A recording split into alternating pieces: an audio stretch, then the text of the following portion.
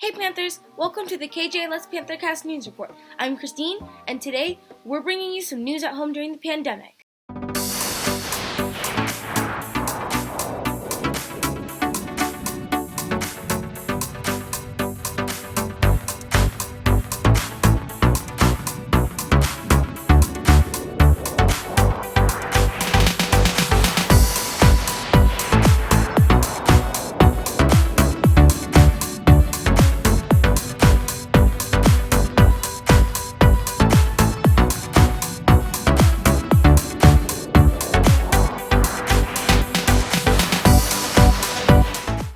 Today is Friday, October 9th, 2020. We have a few interesting reports lined up for you, so let's get started with our first news report of the day, with Amanda, with news about cats during the pandemic. Hi guys, I'm Amanda Darmon going to the house of a cat owner.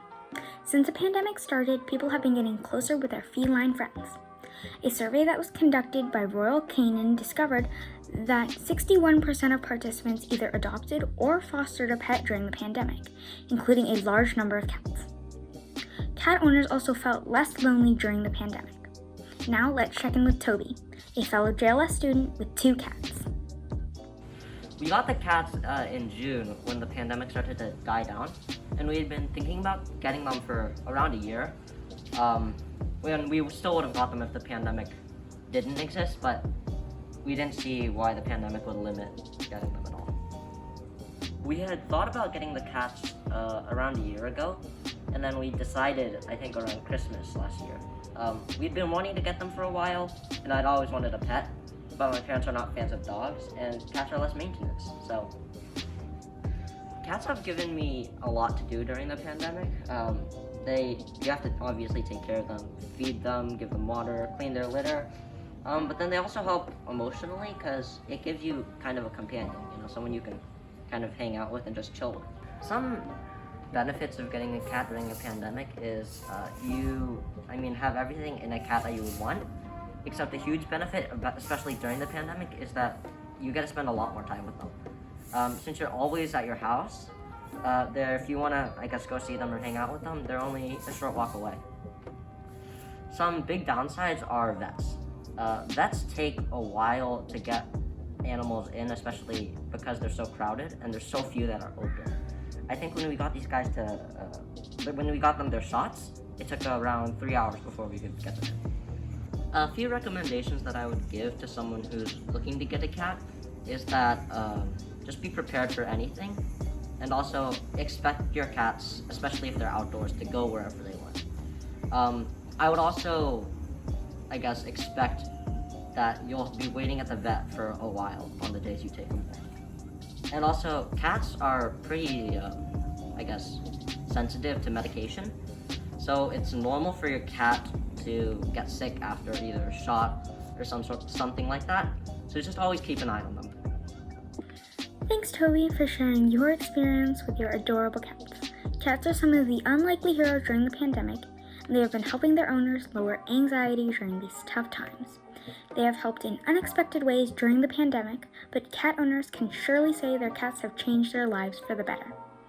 And now, back to the anchor. Thanks, Amanda. Cat adoption has definitely become super popular during the pandemic.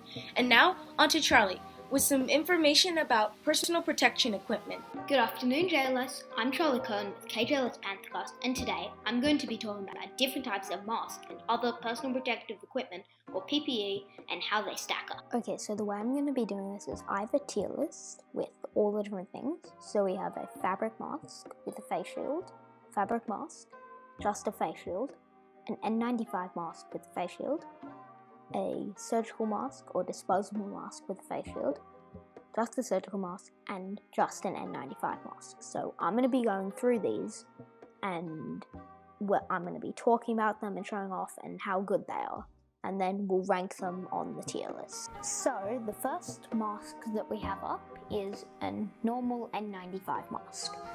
These are generally reserved for healthcare workers who need the extra protection, but we happen to have some left over from a fire season.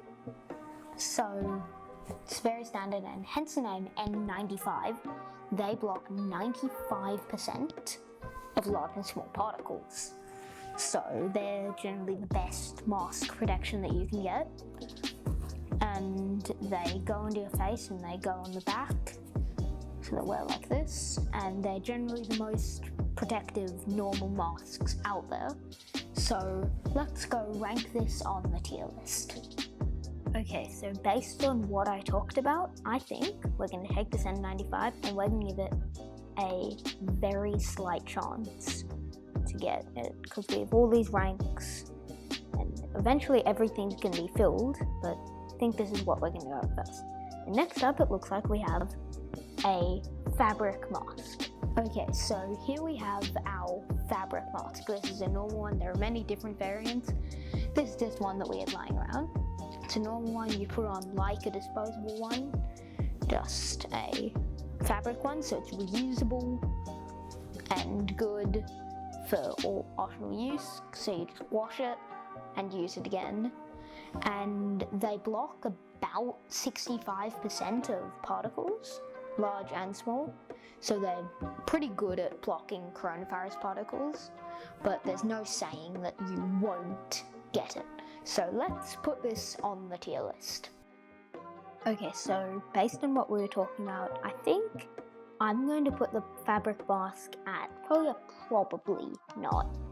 I think that'll work well, because I mean it's a good mask, and just so you know, all of these are based on if there is somebody with coronavirus, if you're gonna get it, and they're not always definite, so you shouldn't take this 100% seriously, but I think that's pretty good. So it looks like next we have a surgical or disposable mask. Okay, so here we have our surgical mask. You often see these at the doctor's office, and they're just a normal mask that they're single use. You throw them away once you're done. You just use them, you put them on, you can open them up and they have a bendy portion up here. And they're okay at the blocking particles. I forgot, these are the ones that actually block 65% of particles. The fabric masks actually block 80%. Sorry about that.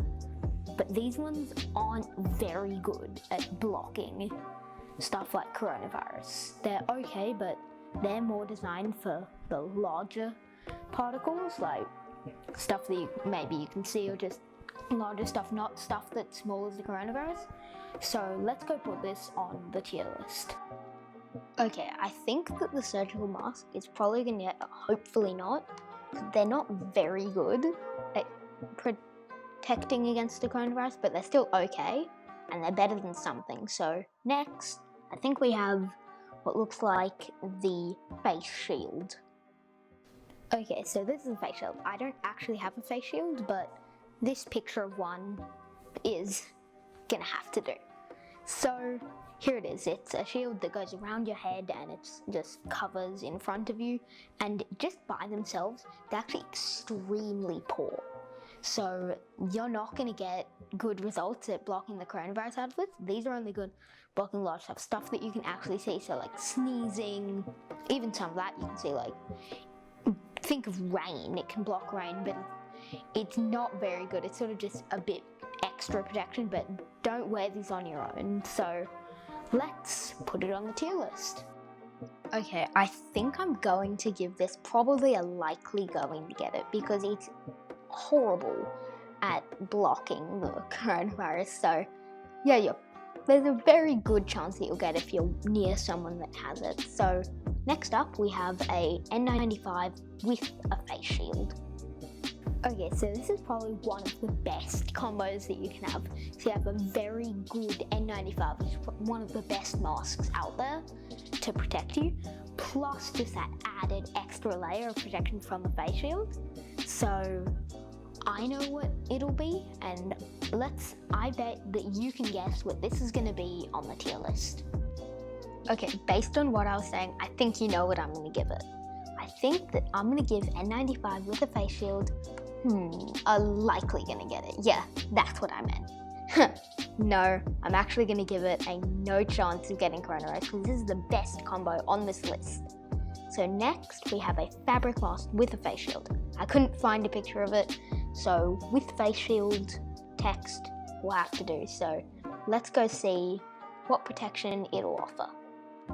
Okay, so this is a pretty good combo.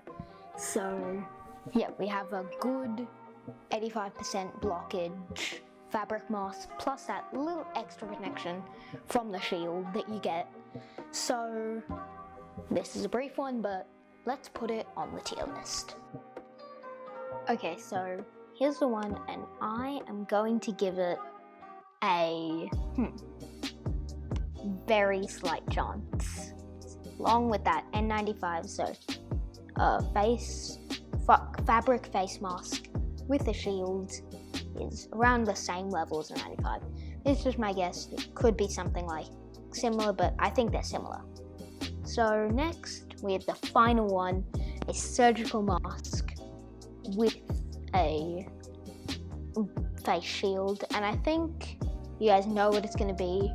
It's pretty good, so I'm going to skip this show and just put this at probably not, along with just a normal reusable face mask. So there's the tier list that we have, and so to review, we have the N95 with a shield at the top, then an N95 and a fabric mask with a shield at very slight, and a fabric mask and a surgical mask with a shield at probably not. Hopefully not is just a surgical mask, and likely going to get it is a face shield.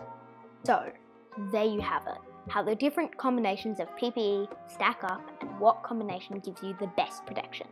This has been Charlie from KJLS PantherCast. Now back to the anchor. Thanks, Charlie. Wearing masks is definitely important nowadays. Remember to wear a mask when you go out. And now, on to Max, with some tips about how to cope with boredom during the pandemic. Hello, JLS. This is Max in Palo Alto, bringing you the latest on how people are coping with boredom. The COVID-19 pandemic has brought a lot of changes to how society works, most notably being the lack of social interaction. Most people are being affected by this, as they have a lot of free time that used to be spent with friends that is now free. During this free time, people don't know what to do, leaving them tired and bored. Now, I'm going to go talk to some people, students and parents alike, to see how they are coping with this boredom. So what do you enjoy doing while you're bored? Sometimes I like to read, maybe play video games. I like to maybe go and play outside or something. I found mostly new interests and new hobbies. So I've taken up different activities with my kids that we hadn't had time to spend time on before, and spending a lot of time on Zoom connecting with friends and family. So can you go into some of those new hobbies that you've gotten? Yeah, so with my 9-year-old who's very interested in cooking and baking, we've expanded her repertoire to include different types of foods, and we've also helped her set up some Zoom classes with some younger kids where she's been able to teach them to cook as well. What do you enjoy doing when you were bored? Play video games. What else? Staying still. I either read, bike, or watch YouTube videos. What specifically? What type of YouTube videos? I just watch YouTube videos or listen to music on YouTube, Reading a book or playing with my toys. Is there anything else? Maybe watching TV if I have time. Okay. So what have you been doing when you're bored? Reading. Every book I can get my hands on. Political fiction, history, lots of real-time memoirs of life in the White House. Reading. Anything else? Playing with our puppy, Ginger Snap. Lots of puppy cuddles and trips to the park. Playing Pokemon Go with my kids. The occasional movie night. Mostly reading. Thank you for helping us with some ideas on how to cope with boredom. Hopefully this will help you and whatever problems you have with your boredom. Now, back to the anchor. Wow, Max, we're gonna have to try some of those tricks to stay entertained during the pandemic. This has been the KJLS PantherCast News Report. Thanks for watching, and make sure to tune in next week. Remember, Panthers, make it a great day or not. The choice is yours.